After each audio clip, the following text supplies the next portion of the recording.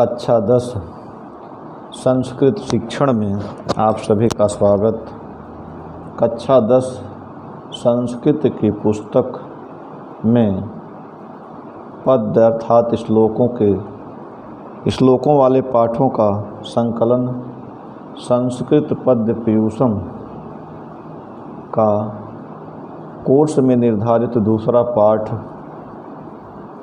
वृक्षाणाम चेतनत्वम मैं पढ़ा रहा हूँ, जिसके अब तक 5 श्लोक मैं पढ़ा चुका हूँ। इसमें आपने देखा कि ऋषि भृगु और भरद्वाज के बीच वार्तालाप के माध्यम से वृक्षों में चेतनता सिद्ध की गई है।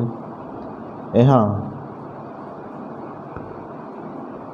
भरद्वाज ऋषि प्रश्न करता है और महर्षि भृगु प्रश्नों के उत्तर देते हैं कि वो कहते हैं कि संसार की जितनी चीज़ें हैं सभी 5 भौतिक हैं, 5 महाभूतों से बनी हुई हैं। 5 महाभूत हैं आकाश, वायु, अग्नि, जल और पृथ्वी।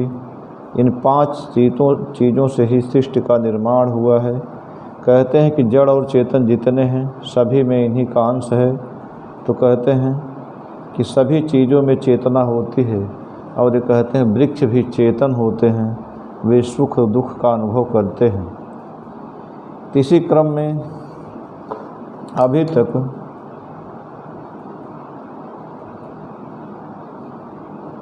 भरद्वाज ऋषि ने कहा, अभी आप देखें आगे,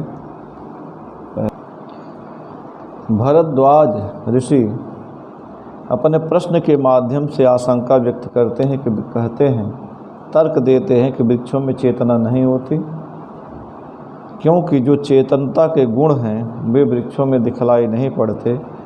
और ऋषि भृगु इसका उत्तर देते हुए वृक्षों में चेतनता सिद्ध करते हैं। आप देखें, इसके पहले आपने देखा कि भरद्वाज ऋषि कहते हैं कि यदि ये जड़ और चेतन 5 तत्वों से युक्त होते हैं, यदि वृक्ष जड़ और समस्त जड़ पदार्थ जड़ और चेतन 5 तत्वों से युक्त होते हैं, तो वृक्षों के शरीर में 5 तत्व क्यों नहीं दिखलाई पड़ते? अतः वृक्ष चेतनाहीन होते हैं। फिर आगे कहते हैं, ऊष्मा रहित, गतिशीलता रहित, ठोस रूप वृक्षों के शरीर में वास्तविक रूप से 5 महाभूत तत्व पाए नहीं जाते। फिर आगे इसी क्रम में ऋषि भरद्वाज कहते हैं कि न शृण्वन्ति न पश्यन्ति न गंधरस सेविनः न च स्पर्शम विजानन्ति ते कथम 5 भौतिकाः। कहते हैं कि वृक्ष न तो सुनते हैं, न पश्यन्ति न देखते हैं, न गंध रस सेविन, न गंध और रस का सेवन करते हैं। कहने का तात्पर्य है कि इनको गंध और रस का भी, गंध से तात्पर्य गंध नाक जो सूंघती है, रस का तात्पर्य है स्वाद से। कहते हैं कि वृक्ष गंध और रस का भी सेवन नहीं करते, न स्पर्श का ज्ञान इन्हें होता है। तो कथम 5 भौतिक, तो ते ये वे 5 भौतिक कैसे हैं, 5 महाभूतों से बने हुए कैसे हैं? फिर से देखें, कह रहे हैं कि न शृण्वन्ति न पश्यन्ति न गंधरस सेविनः न च स्पर्शम विजानन्ति ते कथम 5 भौतिकाः। कहते हैं कि वृक्ष न तो सुनते हैं, न देखते हैं, न गंध और रस का सेवन करते हैं, अर्थात न गंध और स्वाद का सेवन भी नहीं करते, न च स्पर्शम विजानन्ति, और स्पर्श का भी अनुभव नहीं करते, स्पर्श भी नहीं जानते। तो कथम ते, इस प्रकार कैसे ते वे वृक्ष 5 भौतिक हैं, 5 महाभूतों आकाश, वायु, अग्नि, जल और पृथ्वी से बने हुए कैसे 5 भौतिक हैं? 5 तत्व इसमें कहाँ हैं? अगर यह श्लोक परीक्षा में पूछा जाए तो आप इसका पहले संदर्भ हेडिंग डालेंगे, लिखेंगे कि प्रस्तुत श्लोक हमारी पाठ्य पुस्तक संस्कृत पद्य पीयूषम के वृक्षाणाम चेतनत्वम पाठ से लिया गया है। इसके बाद हेडिंग डालेंगे आप अर्थ, फिर लिखेंगे कि न शृण्वन्ति न पश्यन्ति न गंध। कहते हैं कि वृक्ष न तो सुनते हैं, न देखते हैं, न गंध और स्वाद का सेवन करते हैं, न स्पर्श का अनुभव करते हैं। तो बताइए वे कथम पांच भौतिका, ये वृक्ष कैसे पांच भौतिक हैं, पंच महाभूतों से बने, अर्थात ये पंच महाभूतों से बने हुए नहीं हैं। फिर आप अगला श्लोक देखें, अगला श्लोक देखें। अद्रवत्वाद अनग्नित्वाद भूमित्वाद वायुतः आकाशस्य प्रमेयत्वाद वृक्षाणाम नास्ति भौतिकम। कहते हैं द्रवत्वाद अग्नित्वाद भूमित्वाद वायुतः आकाशस्य प्रमेयत्वाद वृक्षाणाम नास्ति भौतिकम। कहते हैं अद्रवत्वाद, द्रव रूप न होने के कारण, अनग्नित्वाद, अग्नि रूप न होने के कारण, अभूमित्वाद, भूमि का अंश न होने के कारण, अवायुतः, अवायु रूप न होने के कारण, आकाशस्य प्रमेय, आकाश का अप्रमेय होने के कारण, अज्ञेय होने के कारण, ज्ञान का विषय न होने के कारण वृक्षाणाम नास्ति भौतिकम, ये वृक्ष पांच भौतिक नहीं है, पंच महाभूतों से बने हुए नहीं हैं। ऋषि भरद्वाज कहते हैं अद्रवत्वाद अग्नित्वाद भूमित्वाद वायुतः आकाशस्य प्रमेयत्वाद वृक्षाणाम नास्ति भौतिकम। कहते हैं अद्रवत्वाद, द्रव रूप न होने के कारण, अनग्नित्वाद, अग्नि रूप न होने के कारण, अभूमित्वाद, दम या मिला हुआ है, अभूमित्वाद, भूमि का अंश न होने के कारण, अवायुतः, वायु का अंश न होने के कारण, आकाशस्य प्रमेयत्वाद, आकाश के अप्रमेय होने के कारण, ज्ञान का विषय न होने के कारण, अज्ञेय होने के कारण, वृक्षाणाम नास्ति भौतिकम, ये वृक्ष भौतिकम नास्ति क्या है, पंच महाभूतों से युक्त नहीं है। यदि यह श्लोक परीक्षा में पूछा जाए तो पहले आप संदर्भ लिखें कि प्रस्तुत श्लोक हमारी पाठ्य पुस्तक संस्कृत पद्य पीयूषम के वृक्षाणाम चेतनत्वम नामक पाठ से लिया गया है। उसके बाद अर्थ हेडिंग डालेंगे और लिखेंगे अद्रवत्वाद, द्रव रूप न होने के कारण, अनग्नित्वाद, अग्नि रूप न होने के कारण, अभूमित्वाद, भूमि रूप न होने के कारण, अवायुतः, हवा का रूप न होने के कारण, आकाशस्य प्रमेयत्वाद, आकाश के अप्रमेय, ये ज्ञान का विषय न होने के कारण, वृक्षाणाम नास्ति भौतिकम, ये वृक्ष भौतिक नहीं है, पंच महाभूतों से बने हुए नहीं हैं। अब आप अगला श्लोक देखें, आप देखें घनानामपि वृक्षाणाम आकाशोस्ति न संशयः तेषां पुष्प फल व्यक्तिर्नित्यं समुपाद्यते। कहते हैं घनानामपि वृक्षाणाम आकाशोस्ति न संशयः तेषां पुष्प फल व्यक्तिर्नित्यं समुपाद्यते। कहते हैं घनानामपि वृक्षाणाम आकाशः, घनानामपि वृक्षाणाम आकाशो अस्ति।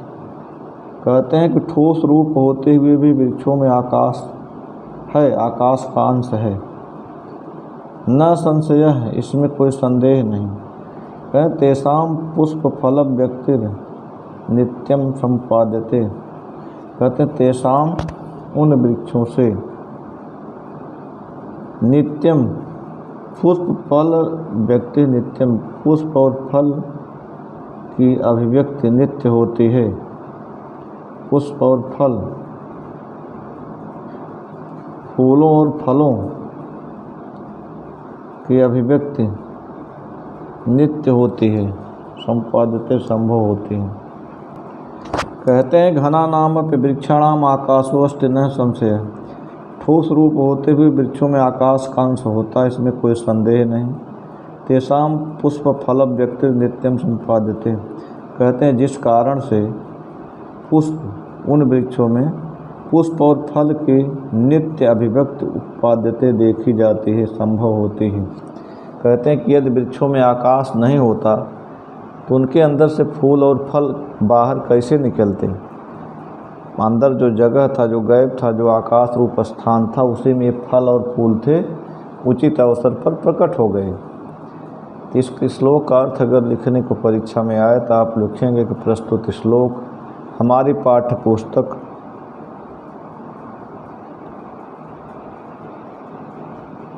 संस्कृत पद्य पीयूषम के वृक्षाणाम चेतनत्वम नामक पाठ से लिया गया है। और उसके बाद फिर अर्थ हेडिंग डालें, घना नाम वृक्षाणाम आकाशोष्ट न संशय है।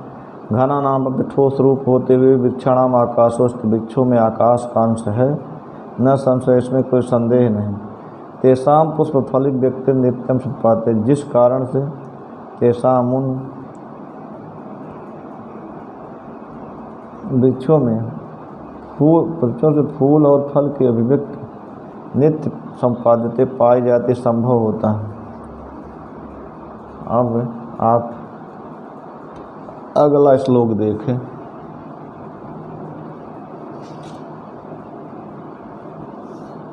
कहते हैं उष्मतो मलायते पर्णम त्वक फलम पुष्पमेव च मलायते शीर्यते चाप स्पर्शस्तेन विद्यते।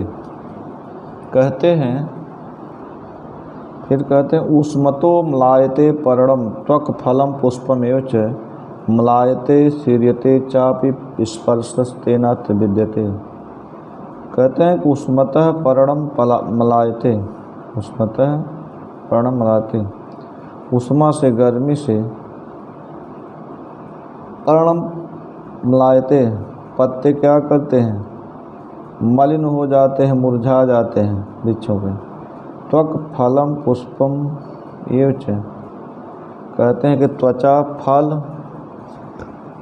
पुष्प, फल और पुष्प भी क्या करते हैं, मलायते शीर्यते पे मुरझा जाते हैं और गिर जाते हैं। तेन स्पर्श विद्यते, इससे शुद्ध होता है कि वृक्षों में स्पर्श होता है। कहते हैं उष्मतो मलायते पर्णम त्वक फलम पुष्पमेव च मलायते शीर्यते चाप स्पर्शस्तेन विद्यते। करें उष्मा वर्णम मलायते, कहते हैं गर्मी के कारण पर्णम वृक्षों के पत्ते मुरझा जाते हैं। त्वक फलम पुष्पमेव च मलायते, त्वचा फल और फूल ये सब चीज़ें मलायते शीर्यते पे मुरझा कर मलायते मुरझा जाते हैं और टूट जाते हैं। तेन अत स्पर्श विद्यते, से सिद्ध होता है कि यहाँ स्पर्श का गुण है, वृक्षों में स्पर्श का गुण होता है। यदि यह श्लोक परीक्षा में पूछा जाए तो आप लिखेंगे कि प्रस्तुत श्लोक हमारी पाठ्य पुस्तक संस्कृत पद्य पीयूषम के वृक्षाणाम चेतनत्वम नामक पाठ से लिया गया है। उसके बाद अर्थ हेडिंग डालेंगे, लिखेंगे कुस्मतः मलायते पर्णः त्वक फलम पुष्पमेव च मलायते शीर्यते चाप स्पर्शस्तेन विद्यते। करें उष्मतः मलायते पर्णः, गर्मी के कारण पत्ते मुरझा जाते हैं। त्वक फलम पुष्पमेव च, त्वचा फल और पुष्प भी मुरझा जाते हैं। और ये सब चीज़ें क्या करते हैं, मलायते मुरझा कर, शीर्यते टूट कर गिर पड़ते हैं। चाप स्पर्शस्तेन विद्यते, से सिद्ध होता है कि वृक्षों में स्पर्श होता है, स्पर्श का ज्ञान वृक्षों को रहता है। अब आप अगला श्लोक देखें। बस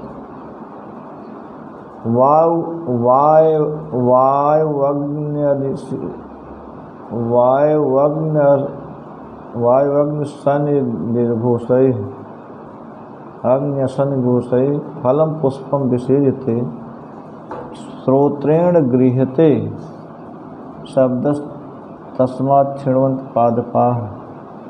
कहते हैं वायवग्नि अश्विनि घोषै फलम पुष्पम विशीर्यते श्रोत्रेण गृह्यते शब्द तस्मात् क्षिण्वन्त पादपाः। करें वायु वग्नि अशनि निर्घोषै,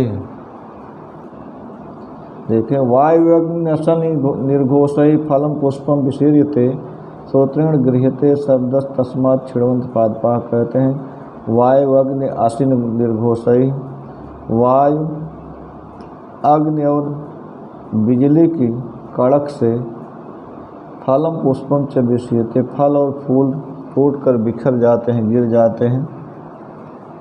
विषीयते श्रोत्रेण गृह्यते शब्दस् तस्मात् छिण्वन्ति। कहते हैं कि शब्द कान से ग्रहण किया जाता है, शब्द को कान से ग्रहण किया जाता है। श्रोत्रेण गृह्यते शब्द।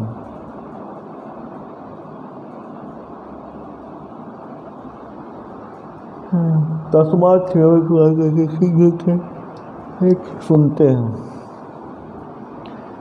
फिर से देखिए, करें वायु अग्नि असन घोषैर फलम पुष्पम विषीयते श्रोत्रेण गृह्यते शब्द तस्मात् छिण्वन्ति। कहते हैं कि वायु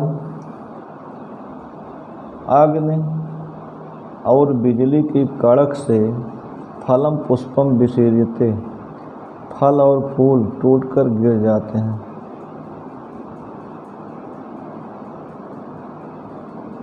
तस्मात् पादपा छिण्वन्ति से सिद्ध होता है कि वृक्ष सुनते हैं।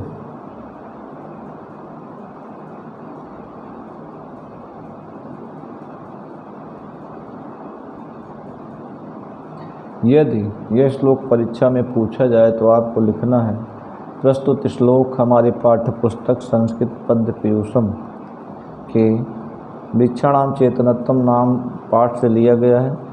उसके बाद अर्थ हेडिंग डालेंगे, लिखेंगे वायु अग्नि असन निर्घोषई फलम पुष्पम विषीयते श्रोत्रेण गृह्यते शब्दस् तस्मात् छिण्वन्ति पादपाः। करें वायु अग्नि और बिजली या वज्र के निर्घोषई आवाज़ से ध्वनि से फलम पुष्पम विषीयते, फल और फूल टूटकर गिर जाते हैं। श्रोते गृह्यते और गृह्यते शब्द, इधर गृह्यते शब्दस् तस्मात् छिण्वन्ति पादपाः। कहना इधर शब्द तस्मात् छिण्वन्ति पादपाः। कहते हैं कि इससे सिद्ध होता है कि वृक्ष क्या करते हैं, छिण्वन्ति शब्दा, सुनते हैं, यह सिद्ध होता है।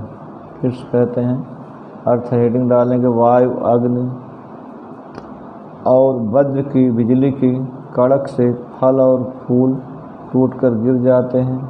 श्रोत्रेण गृह्यते शब्द, शब्द कान से ग्रहण किया जाता है और वृक्ष सुनते हैं। तस्मात् छिण्वन्ति पादपाः से सिद्ध होता है कि वृक्ष सुनते हैं। इस प्रकार से यह 10 श्लोक पूरा हुआ। अगले श्लोकों के साथ नए वीडियो में हम फिर मिलेंगे। तब तक के लिए धन्यवाद।